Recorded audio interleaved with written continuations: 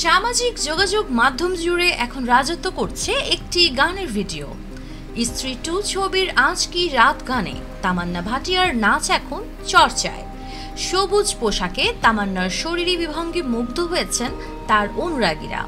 তবে নেটাগরিকের একাংশ এই নাচের জন্য তামান্নাকে ট্রোলও করছেন। সাধারণত আইটেম গানে নাচার সময়ে অভিনেত্রীর নির্মিত চেহারা নজর কাড়ে। জিমে গিয়ে তৈরি করা টান টান সেই চেহারা অন্যতম আকর্ষণ। এখানেই ছক ভেঙেছেন তামান্না। তার শরীরে চিকন কোমরের চিহ্ন নেই, বরং সামান্য পৃথুল চেহারা নিয়েই নেচেছেন তিনি। বলা ভালো, জিমে না যাওয়া তন্নি নারীর চেহারাই ধরা পড়েছে। এর জন্যই তামান্নাকে মোটা বলে ট্রোল করছে নেটাগরিকের একাংশ।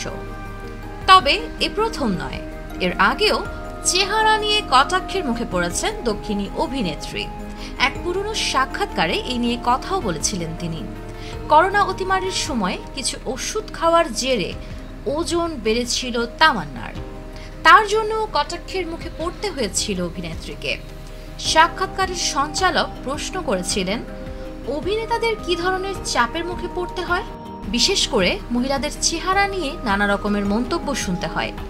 তামান্না এই প্রসঙ্গে বলেছিলেন, একটা মজার ঘটনা শোনাই। করোনা থেকে সেরে ওঠার পরে আমি খুব কড়া ওষুধ খাচ্ছিলাম। তখনও কিছু মানুষ আমায় দেখে বলতো, ছবিতে তোমায় দেখতে খুব মোটা লাগছে। সত্যি আমার তাদের বলার কিছু নেই। আমি সত্যিই ভাবি, এই মানুষগুলির সমস্যা কোথায়? আমরা কি এতটাই অসংবেদনশীল? একজন মানুষ সবে অসুখ থেকে সেরে উঠেছেন, তাকে এটা বলার মতো এত অসংবেদনশীল আমরা?